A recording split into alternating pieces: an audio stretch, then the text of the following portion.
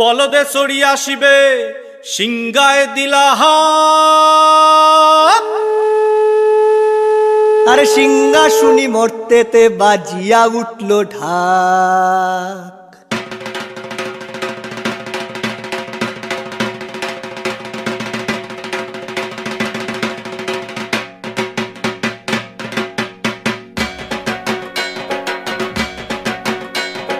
বলদে চড়ি আসিবে সিংগায় দিলা হাত, সিংহা শুনি মর্তেতে বাজিয়া উঠল ঢাক।